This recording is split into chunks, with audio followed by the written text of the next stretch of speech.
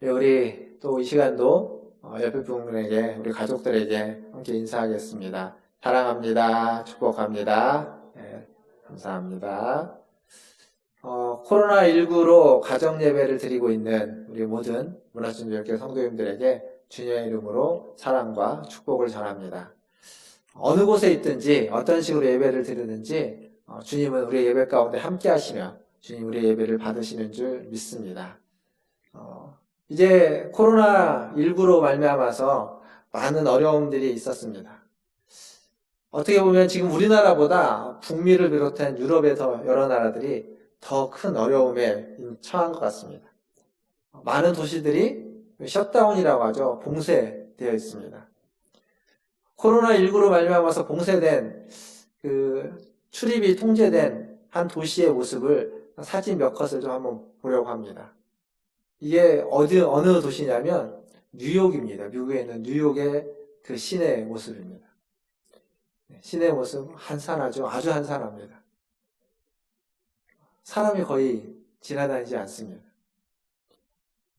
제가 이 영상을 캡처한 건데 영상에 저렇게 간혹 한두 명 정도만 등장합니다. 사람이 등장하지 않습니다. 뉴욕은 서울 못지않게, 아니 인구수로는 거의 서울과 비슷하게 크고 광역으로 얘기하면 1700만 명이 거주하는 도시입니다. 그리고 세계 3대 도시고 굉장히 역동적인 도시인데 지금 현재의 모습이 저렇습니다. 그 많은 사람들이 다 어디에 있을까요? 그들도 집에 아마 있을 겁니다. 사실 미국 사람들에게 있어서 집, 가정은 그들의 삶에서 굉장히 중요한 터전입니다. 그리고 많은 시간들을 그들은 보내고 있습니다. 그들이 가장 소중히 여기는 곳이기도 합니다. 하지만 지금 집에 있는 건 예상치 못했던 아주 특별한 일 때문에, 상황 때문에 집에 있는 거죠. 어쩌면 집에서 보내고 있는 그들의 일상은 이전과 비슷할 수 있을지 모르나, 하지만 전혀 다른 느낌으로 전혀 다른 시간을 보내고 있습니다. 같은 공간, 같은 사람들과 함께 보내고 있지만, 하지만 아마 평범한 일상이 아닌 아주 위기의 일상을 그들은 보내고 있다라고 이야기할 수 있습니다.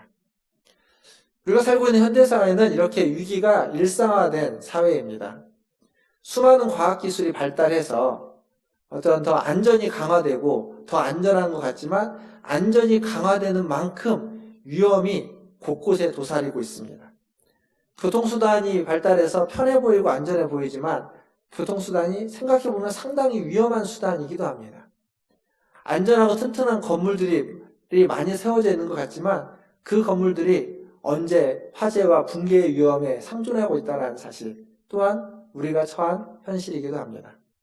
그럼에도 불구하고 그러한 위험이 도사리고 있는 현대 사회임에도 불구하고 우리는 그 일상으로 지금과 같은 일상이 아니라 이 이전의 일상으로 다시 돌아가고 싶어 합니다.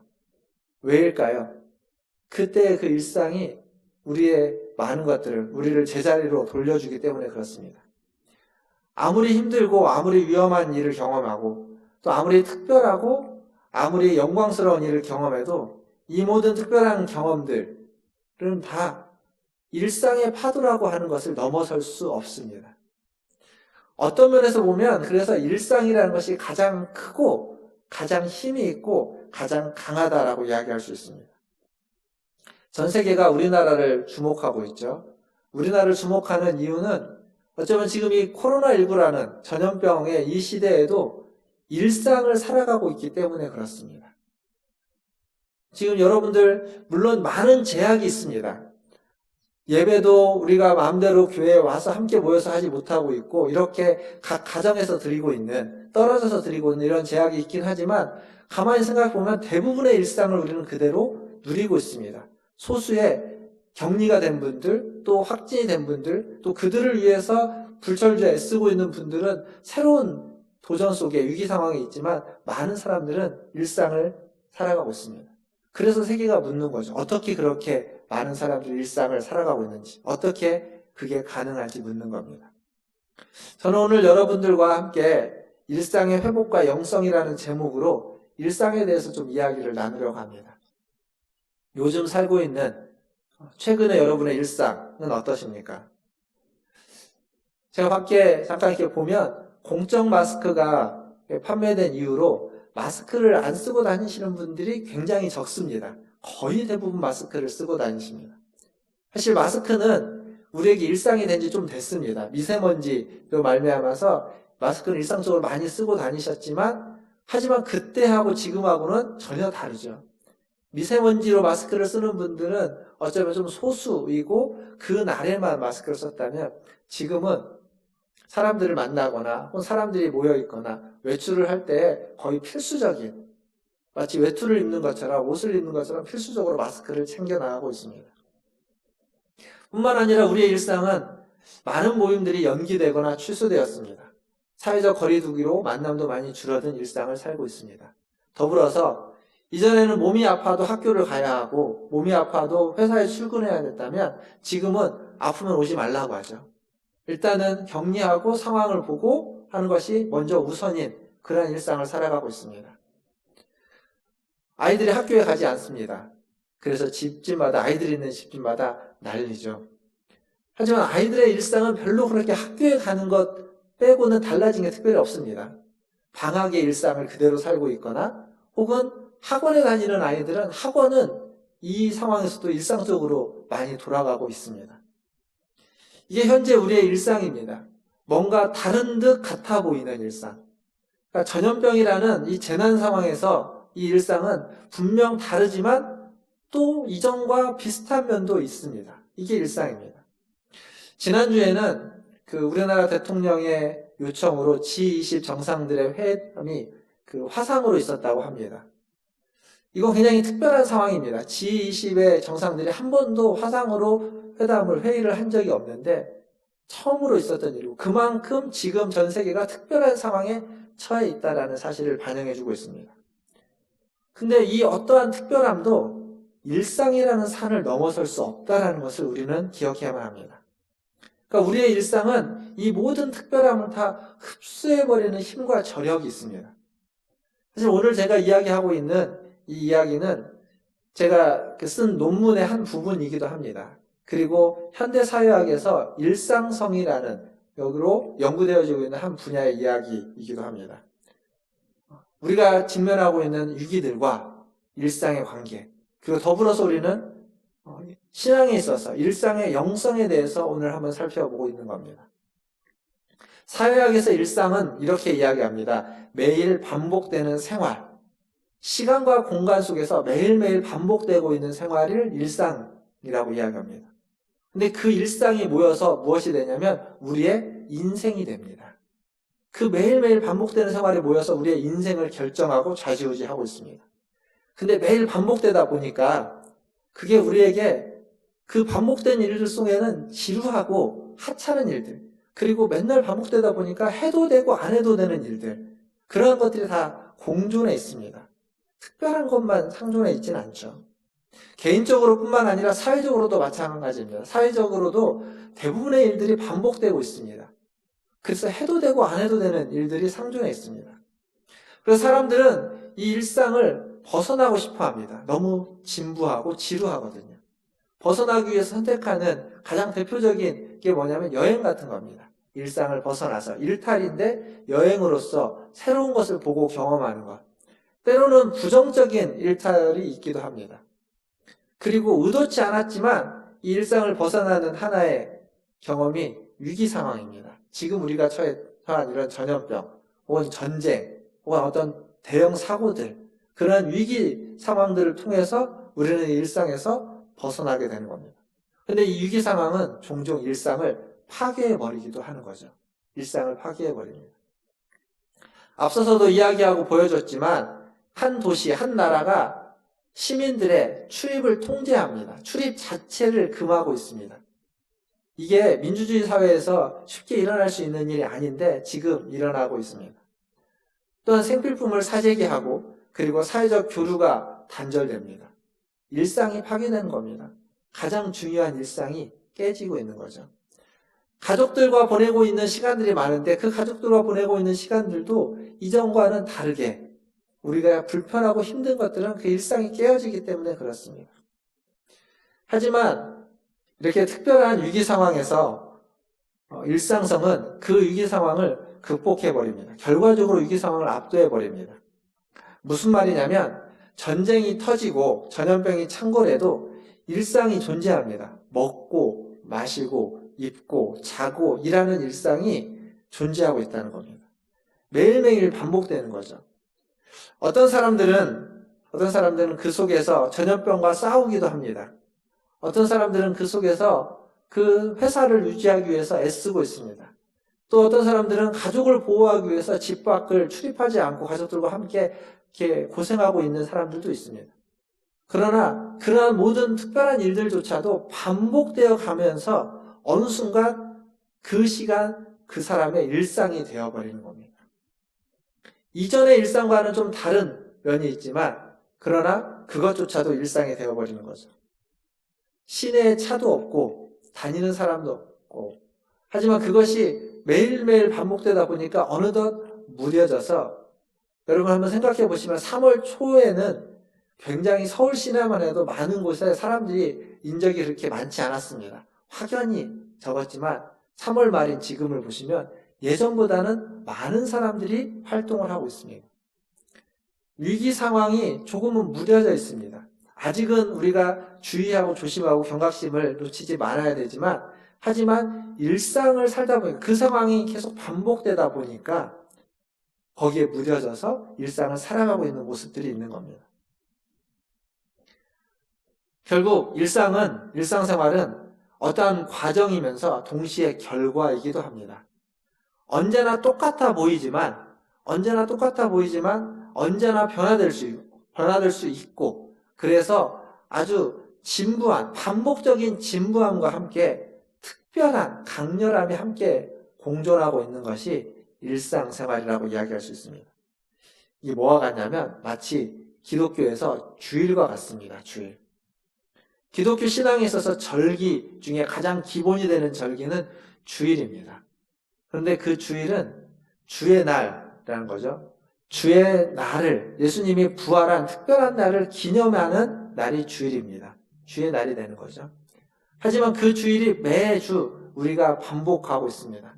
매주 반복되면서 그 주일이 반복됨으로 말미암아서 우리에게는 무엇이 있냐면 하나님을 예배하는 특별한 날이고 부활을 기념하는 특별한 날인데 그냥 습관적으로 주일을 지키고 습관적으로 주일을 나아가는 하나님 앞에 예배하러 나오는 모습들이 있습니다.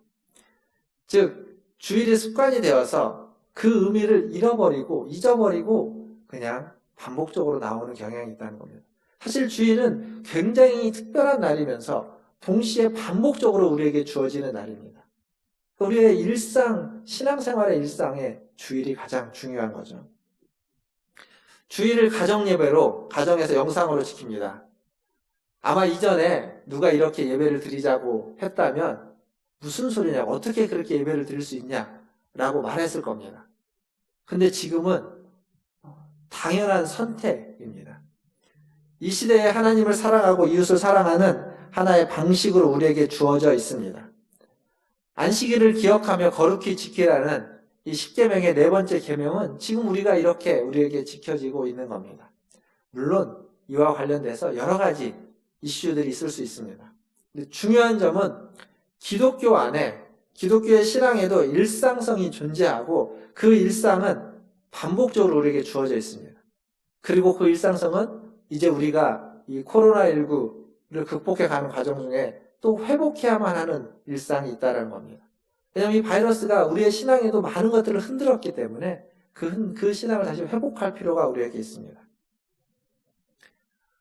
어떤 이들은 주일 예배가 교회당에서 예배당에서 드려지지 못하는 것 때문에 통탄해하고 심각한 위기라고 말하시는 분들도 계십니다.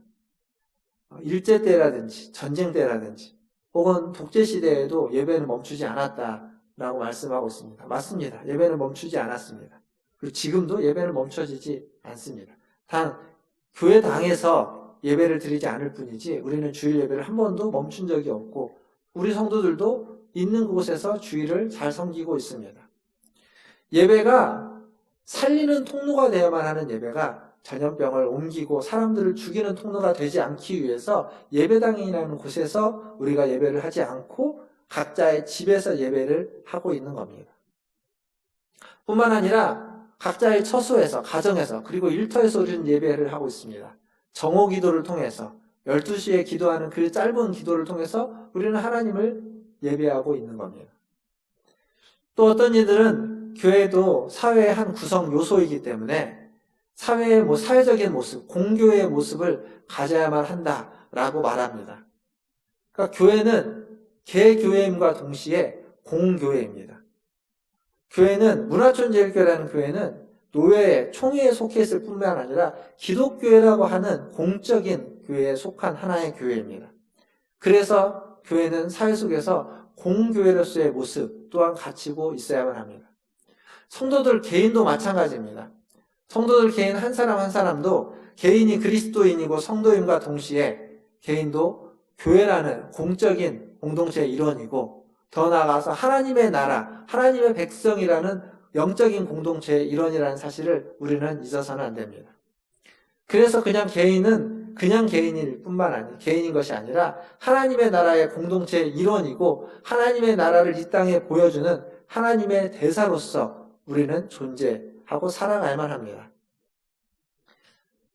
예전에 그 하나님의 대사라는 책이 한동안 굉장히 베스트셀러였습니다. 아주 좋은 제목의 책입니다. 저와 여러분 모두가 하나님의 나라, 하나님의 대사로서 우리는 살아가야만 하는 겁니다. 우리 한 사람 한 사람이 하나님의 나라가 어떠한지, 하나님이 어떠한 분이신지를 보여주는 대표자가 되는 겁니다. 저는 최근에 우리 코로나19 때문에 교회에 모이지 못하는 모습 속에서 우리 성도들이 교회를 얼마나 사랑하고 또 교회를 얼마나 걱정하고 교회를 책임지려고 하는 모습들이 있음을 보게 됩니다. 뿐만 아니라 성도들 서로를 돌아보면서 서로를 챙기고 서로가 건강히 무사히 잘 지내고 있는지를 염려하는 모습들을 보았습니다. 너무도 감사하고 또 너무도 멋진 아름다운 모습이었습니다.